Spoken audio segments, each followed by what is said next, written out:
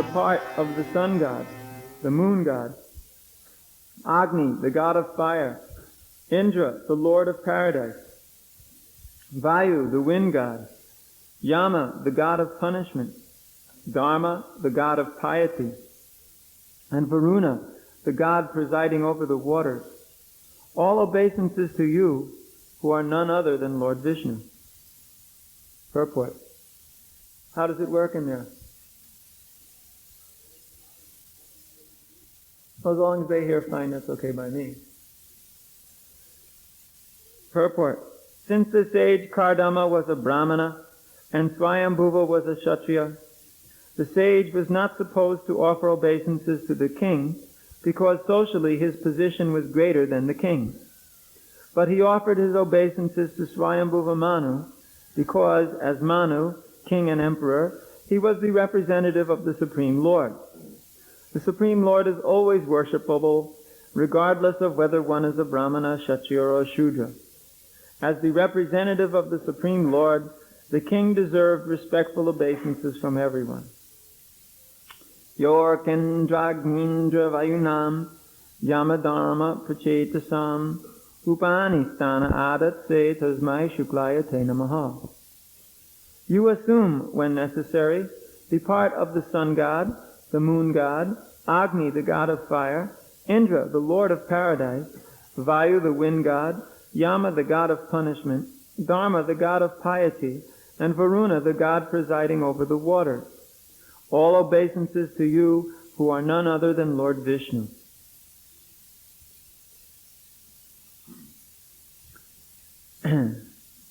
So,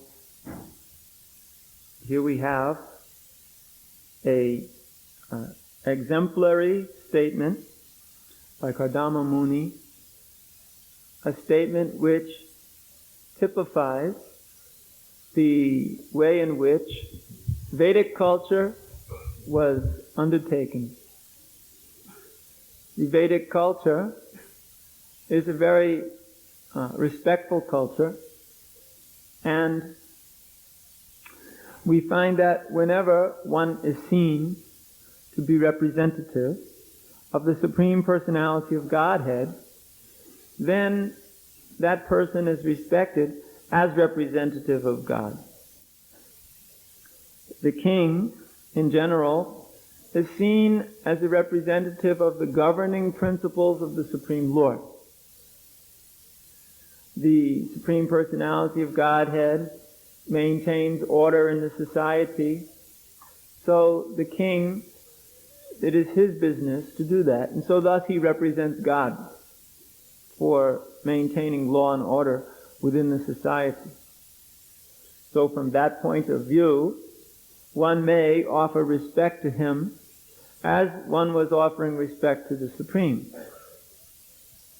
Now, of course, the kings, they shouldn't have anyway thought of themselves as the Supreme, but they understood that this was part of the role that they were playing. Everybody understood that they were playing roles. It is very important that one understand when he's in a certain position that he's playing a role.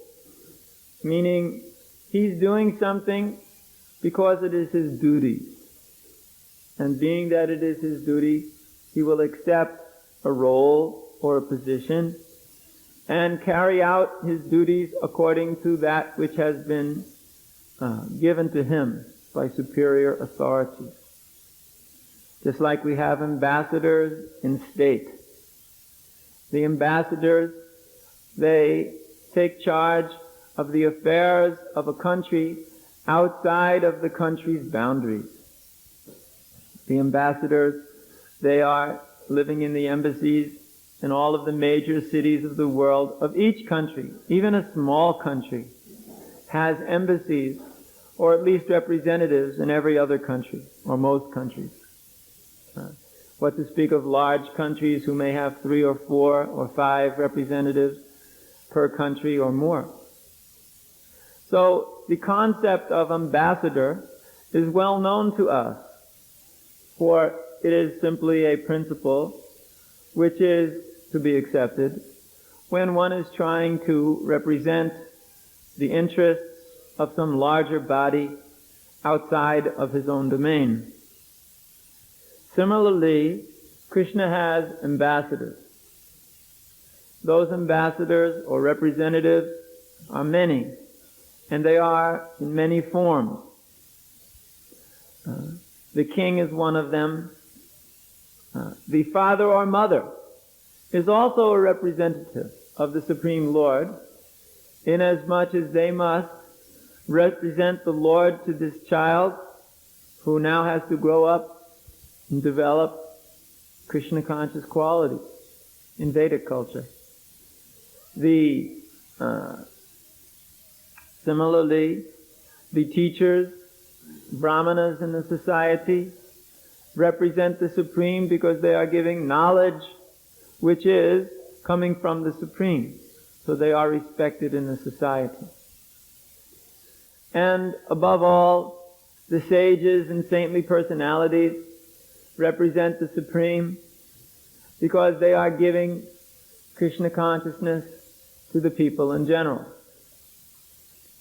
And amongst the sages and rishis or great personalities who are of the spiritual nature, that person who acts as one's spiritual master represents that devotee to Krishna, the Supreme Personality of Godhead. Krishna requests that everybody approach him through the agency of the spiritual master, so that that devotee will be properly represented to the Supreme Lord. Yeah. And the spiritual master's function is to deliver the devotee to the shelter of Krishna. Krishna, the Supreme Personality of Godhead, and he wants that us, the living entity, shall surrender unto him. Therefore, Krishna makes arrangements in different ways by which the devotees may come closer to him and take shelter in him. There are many different ways in which Krishna will help us.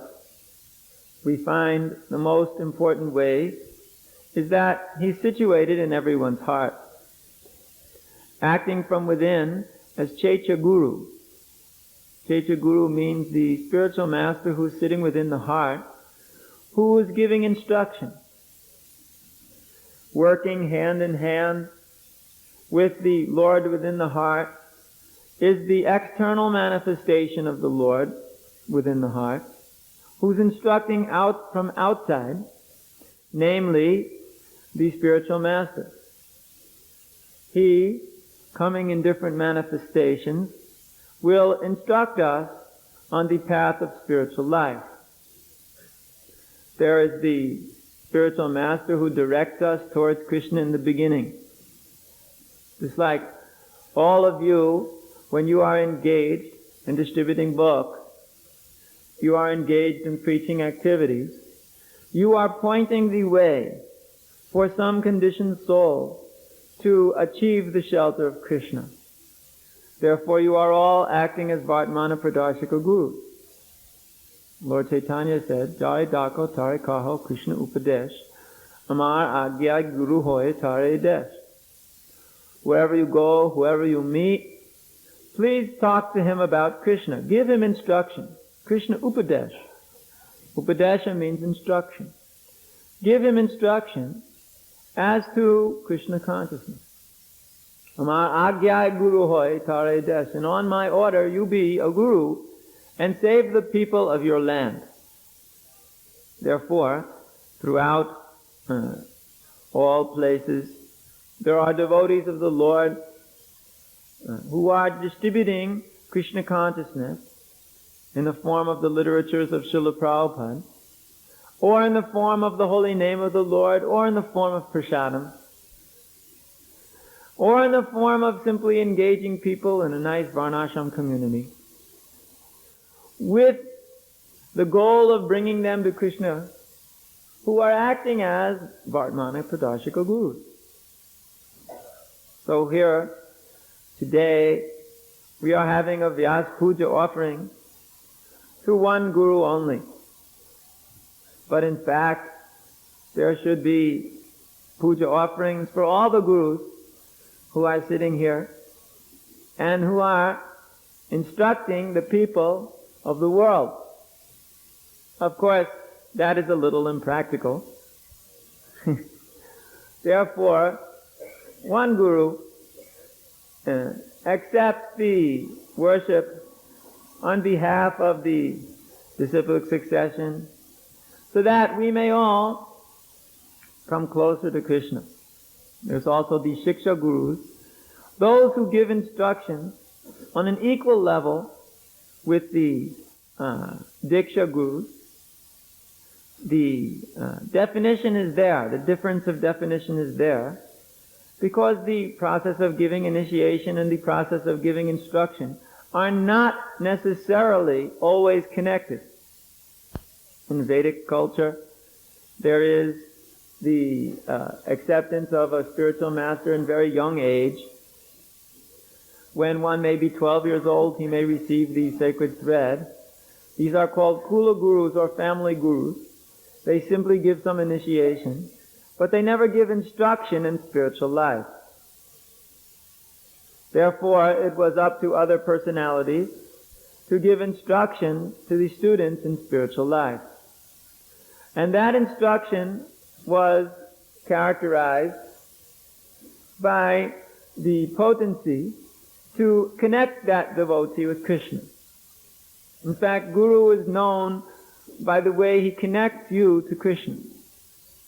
If you find yourself connected by spiritual master to Krishna, or by some person to Krishna, then that person is acting like spiritual master for you. That connection is very important, for that connection is that which will bring us to advancement in spiritual life. Therefore, that instruction or that connection is what is important. So somebody may be giving you instruction on Krishna.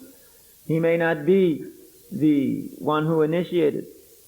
There are circumstances like that. But in general, the rule is that he who gives you the instruction by which you surrender to Krishna in spiritual life, later on will initiate you in spiritual life, if that is the etiquette to do so.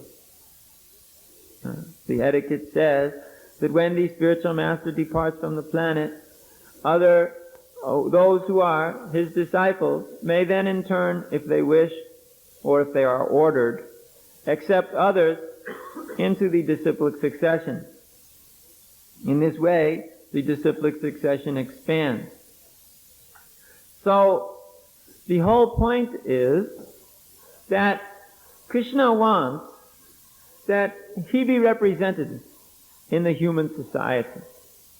And therefore, he expands his potency in the form of his various representatives. But we personally know that of all of the forms of representation of Krishna, one of them stands supreme. That supreme methodology by which one may receive Krishna in all countries, in all times, in all circumstances, in all conditions, is the transcendental literatures of Srila Prabhupada.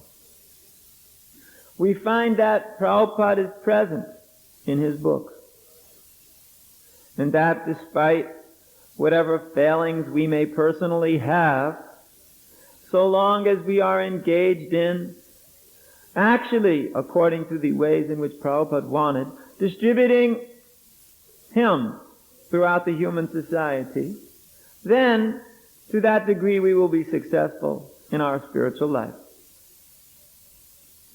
One may even become personally glorious for simply delivering Prabhupada to others. In fact, that's the principle of the parampara. The principle of the parampara is that the more you give Krishna to others, the more you become glorious. It is not, of course, that we wish to be glorious, but the more you give Krishna to others, the more you get. This is a very unusual principle. And It is one which is the whole basis upon which the Panchatattva preach Krishna consciousness. Tomorrow we will have a very glorious event wherein the deities, the Panchatattva deities, will all appear here in this temple. They're already there on the altar. But right now, the blindfold signifies they are not seeing us yet. When we bring the Lord here, then He looks upon us. It's not that we just look upon Him. He also looks upon us. And when He's pleased with us, then at that time, our lives become successful. If you become recognized by Krishna, your life becomes successful. So, to actually have the Lord glance upon us, this is very nice. And this is what the Panchatattva did in their preaching mission. They were going everywhere, throughout all of the towns, all of the villages, everywhere. And they were chanting the holy name of the Lord. Hare Krishna, Krishna Krishna, Hare Hare, Hare Rama, Rama Rama, Hare Hare. Chanting and dancing in ecstasy. And by this chanting and dancing, they were distributing freely love of Godhead throughout the world. And the people who accepted this chanting and dancing, they too became overwhelmed in love of Godhead.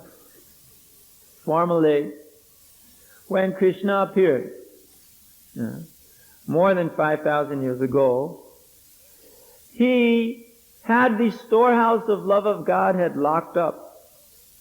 Because to enter into the pastimes of Lord Shri Krishna is difficult. You require to be qualified. Through many, many lifetimes of pious birth, through many lifetimes of devotional service, until one becomes fully purified and fixed in loving devotion of the Lord. Then, when one is actually purified, at that time, he may enter into the loving pastimes of Lord Shri Krishna. But Lord Chaitanya Mahaprabhu and his associates, Nityananda Prabhu, Advaita Acharya, Gadadhar Prabhu, and Srivas Prabhu, they didn't consider who was a fit candidate and who was not a fit candidate. They did not consider your pious or impious activities. They did not consider your education or your birth. They did not consider your nationality. They didn't consider anything except the fact that you are spirit soul, and as spirit soul, you are meant to render service to Krishna. So they just distributed love of Godhead indiscriminately, without seeing first who was going to take. They just gave. And breaking open that storehouse of love of God, they poured it upon all of the people everywhere. Now one may think, by mundane estimation, that the more you plunder the storehouse of love of God and distribute the riches, the poorer you'll become. Because generally the principle is, the more you give, the less you have. Therefore, in the material world, everybody likes to give only a little, only what's necessary, because they don't like to give more than that, because they think, if I give more, then I get less, then I lose out. But this Krishna consciousness movement is an amazing thing. The more we give, the more it increases. Yeah. The more you utilize in Krishna's service, the more Krishna reciprocates and gives to you to utilize in His service again. The more we distribute, the more we can distribute. That is the amazing principle of Krishna consciousness. The more you give, the more you are able to give. And therefore, our whole Krishna consciousness movement is based on this principle of giving to others the factual mercy of that perfect and most pure representative, Srila Prabhupada, the most pure representative of Lord Shri Krishna. Therefore, He has given us, very mercifully, his books. I cannot imagine, even slightly, what this Krishna consciousness movement would be without the books of Srila Prabhupada. I can't even imagine having a Krishna consciousness movement without the books of Srila Prabhupada. What would we do all day? We would just simply be engaging ourselves in various activities of household life. We wouldn't have this dedicated mission to produce and distribute Prabhupada's books in all the languages of the world. How boring would life be? I can't imagine anything else. It would just be horrible. So therefore, Srila Prabhupada, out of his infinite mercy, spent so much time preparing these literatures. Sometimes he would chastise me because I would have to be the representative of the whole BBT to try to push Prabhupada to go faster because everybody was worried he wouldn't finish his books. So unfortunately I was the one who had to be the mouthpiece and stand in front of Prabhupada and request him to go faster. What a very unpalatable job. Especially when he would yell and say, yes, all you do all day is you simply move your fingers like this. This does not take any intelligence. But I have to choose each and every word very carefully. No. And it is a fact, as Srila Prabhupada was writing. He would choose very carefully each word. Sometimes, although I wasn't supposed to, I was listening with my ear to the door to hear the translation as Prabhupada was making them. It wasn't so illegal because anyway I had to type them later on the same day. But I would notice that sometimes he would stop in the middle of a sentence for 1 or 2 minutes and then finish the sentence. It's amazing how one could even remember what the sentence was after 2 minutes. Most of us in this room would have forgotten the sentence completely. Or sometimes he would stop in the middle of the sentence, wait 10 seconds, put another word, and then wait more 20 seconds, another word, and then later on finish the sentence.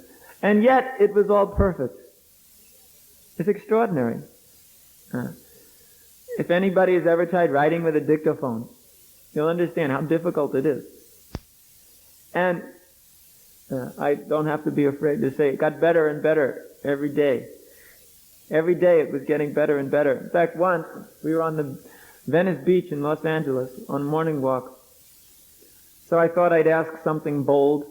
So Prabhupada, isn't it an offense to say that your books are getting better and better? I was really expecting to get blasted because absolute is absolute after all. Then he turned to me with this huge smile from ear to ear. And he said, "Oh, you think so?" Then I got very enthusiastic and said, "Oh, yes, Srila Prabhupada." It was right after I was typing out the Hamsa Guhya prayers in the 6th canto of Srimad Bhagavatam. Extraordinary. So, we were finding great bliss to be the surrendered servant of Prabhupada, to produce and distribute his books. This is our great bliss. That does not mean, of course, that you may take up the role of being a book distributor or book producer and then do whatever you like. And then say, because I'm producing and distributing books, I'm protected. No. We have found many have fallen victim to this. They think, well, I just distribute books, therefore I can do whatever I like. I'm protected. But it's not so. There are very strict rules, for instance, on how we utilize BBT income.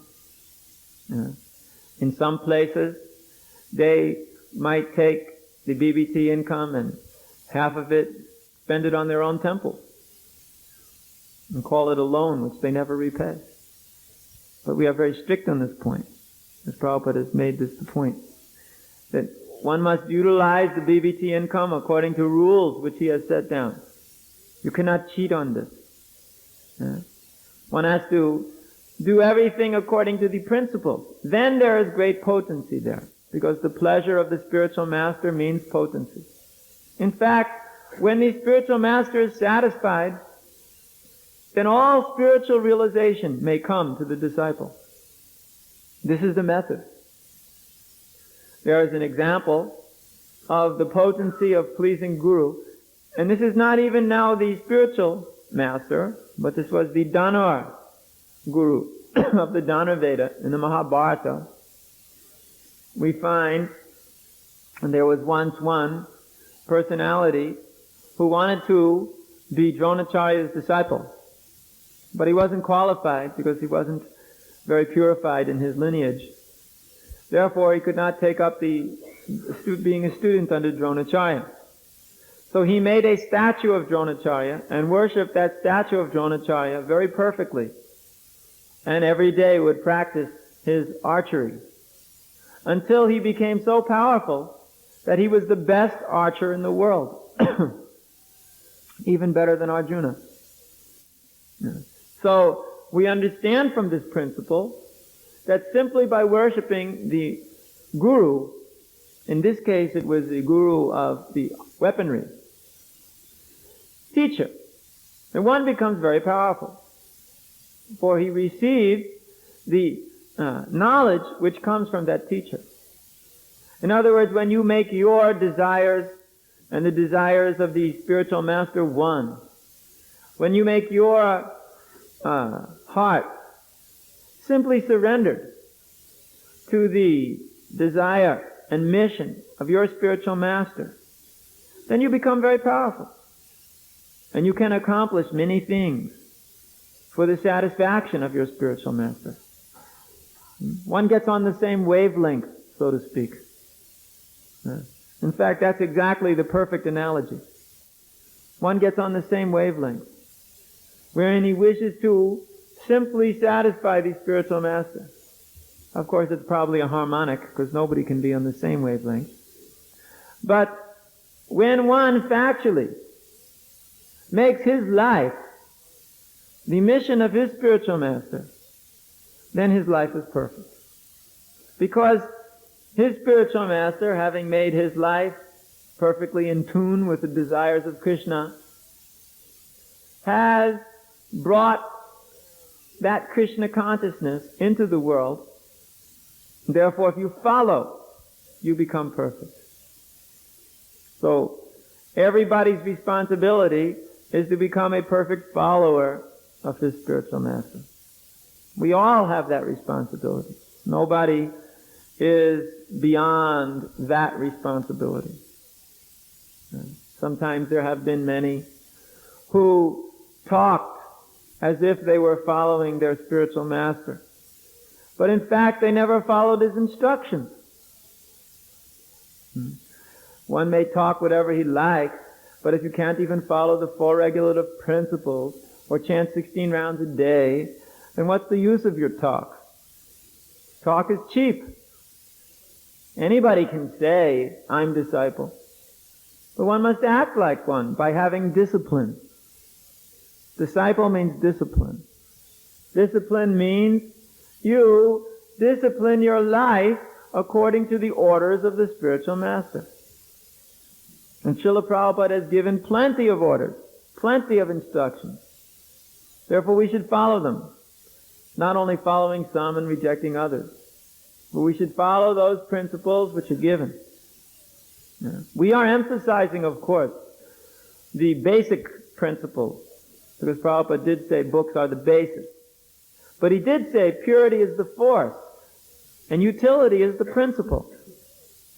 It is not that one says books are the basis, and therefore impurity can be accepted.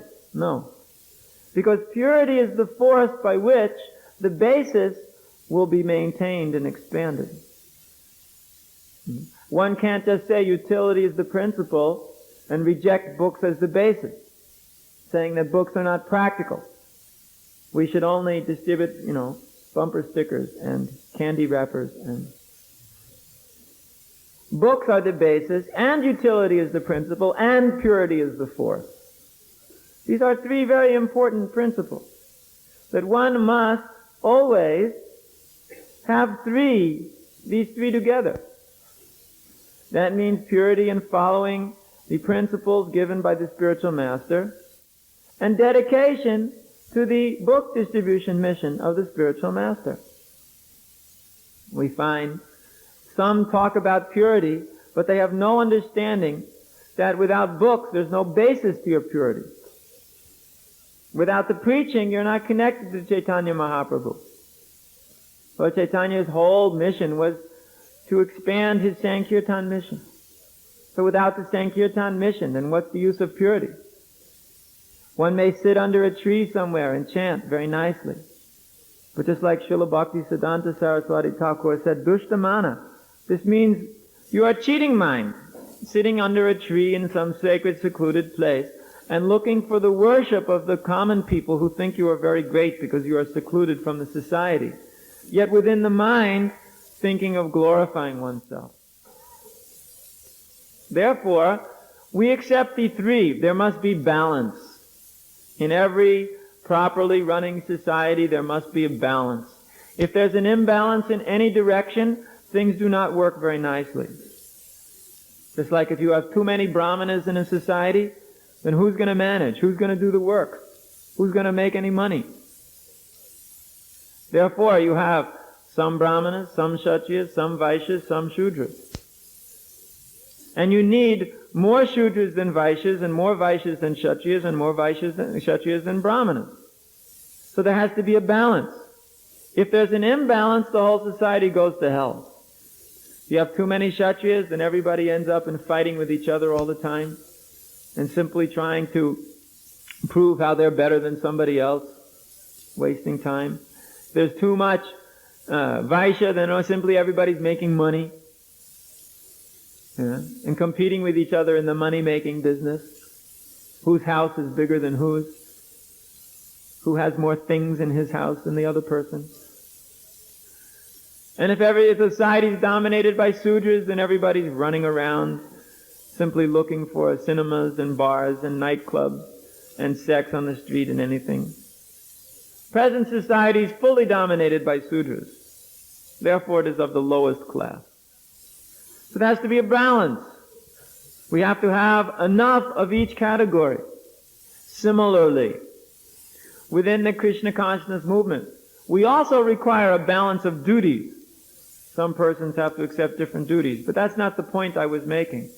There must also be a balance between purity, utility, and the basis, which is the book distribution. There must always be this balance. Therefore, always distribute books. And always push on this book distribution mission. Always maintain the principles of Krishna consciousness. Always chant our rounds and hear them. Not that one can carelessly chant Hare Krishna and think, well, I'm distributing books, therefore it doesn't matter. No. One should hear and chant, especially if he's not engaged in the book distribution mission directly. He must very carefully hear and chant nicely. All of our managers of the Krishna consciousness movement are especially vulnerable to Maya, because Maya is very strong. And if we don't hear and chant very nicely the holy name of the Lord and His philosophy, we will fall victim to the mind. And always doing that which is required to expand the preaching movement.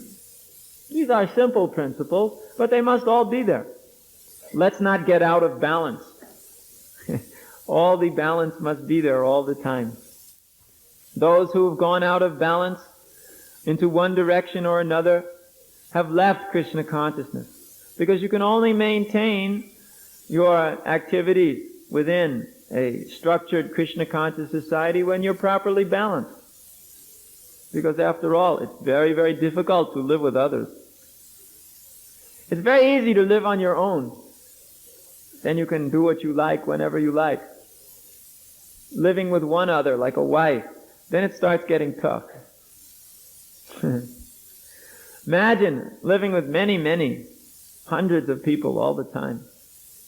All the time you'll find frictions arising just due to the way in which people relate. Bhutanam yanmatak kalahi, says Queen Kunti.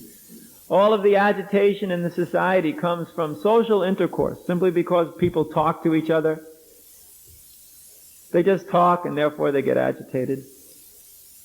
Or somebody bumps into you, then you think this person doesn't like you. Or somebody just looks at you and all of a sudden we become all agitated in the mind and paranoid. So these various things are there. They are to be avoided.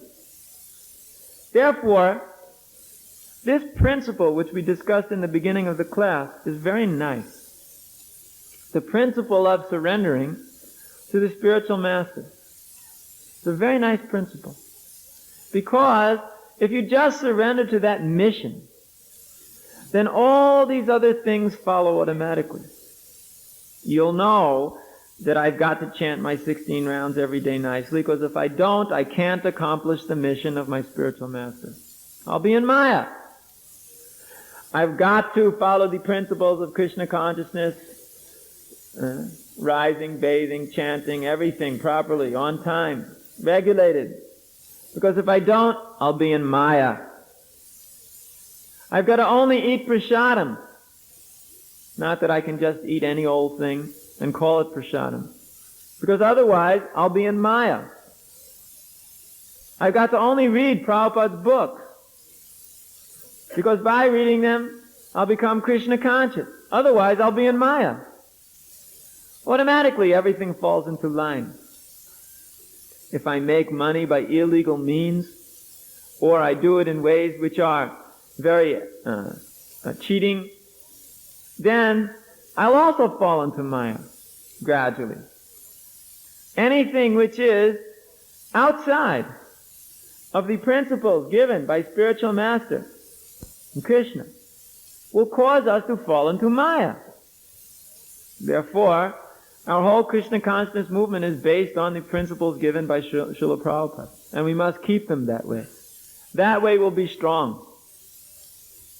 Therefore, we've never liked to speculate about principles of organization or management or purity.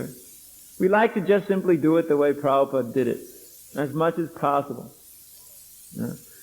And we hope that this mood gets handed down to our devotees too. Because we just want to be the representatives, that's all. We don't want to create anything new. We don't want to make anything fancy. We don't want to make any firsts in the Sampradaya. We just want to do everything according to that which Prabhupada has given us, as much as possible. He said, I've given the framework of this Krishna consciousness movement. Now it is up to you to expand by filling in the framework, filling in the structure. It means the walls and the floors, it's all there. Now we have to put the covering on the walls and the floors. The frame is there, but the filling in pieces are not there. So we have to fill it in very nicely. Personally, I like to make walls of books. You don't make floors of books. We don't walk on the books. We can make floors of other substances. But walls of books, very nice. Actually, then we like to fill up the rooms with books too. This Prabhupada told me, I've often mentioned it. He said, I have many bank accounts. This was in India. He said, so you empty them all out and you just print books. Then you take all these books and you fill up the temples. And then, after you've filled up the temple, then you bring the devotees and you say, there's no place to sleep. Now you must distribute one pile of books as big as for sleeping this day, so you can get to sleep tonight. And then, while they are out doing that, you fill it up again the next day. He was serious. He wanted right now, on the spot, he wanted this done. Because he had called the person who was doing the books in India a miser. So he said he's a miser, because he is not giving out the books. Therefore, I give you all my money, you just print books, distribute books. To this day, we are still using all of Prabhupada's Lakshmi in the same way. Because it was his request. So it's bona fide. Filling up all of the lagers with books, and you are all emptying them out. Unfortunately this year, very slowly. Filling up has gone on, but emptying out is going very slowly. The filling up business is required only when the emptying out business is going on. So therefore we must push on the emptying out business so that the filling up business can go on. Actually, we have no happiness or peace unless the filling up of the lagers is going on. But because the lagers are all full all the time, we're not very happy. Therefore, we must make a balance between filling up the lager and emptying it out. So the filling up is so high, the emptying out is so. So if you say the balance should be that the filling up should reduce to the emptying out, I say that's not very good. We should have the emptying out on the same level as the filling up. So, when we've seen this practically, when we are engaged nicely in Krishna's service, to satisfy the spiritual master, we become very happy. This is the real meaning of Vyas Puja. The meaning of Vyas Puja is not simply to come together and throw some flowers and offer some prayers and sweet words. The prayers and the sweet words are all right, I would suppose. But the real puja or worship of the spiritual master takes place when one follows his mission. When one just simply engages perfectly according to his mission and actually succeeds in distributing Krishna consciousness. We see no use to simply maintain a situation for ourselves. That everybody's doing in the world. There's no problem. We don't have to just maintain ourselves. Maintenance is going on everywhere throughout the world. Everybody, even the most foolish person, he's maintaining himself. But our business is to preach. And by engaging in that preaching business in this way, then everything goes very nicely. So we want to do that. So we are also requesting you all to cooperate. Yes, we are taking advantage of this Vyas Puja Day. Because we are asking you to cooperate with the mission. Yes, make the prayer. Yes, offer the flowers. That's all right. But use this as a means by which one will become more and more inspired to expand the Krishna consciousness movement. And get trained up ourselves in the principle of surrender to the spiritual master. So we should all always remain very surrendered to the mission of the founder Acharya of this Krishna consciousness movement, Srila Prabhupada. Then we will understand, in fact, the whole principle of spiritual life very nicely. All right, so I will see you in a little while. Hare Krishna.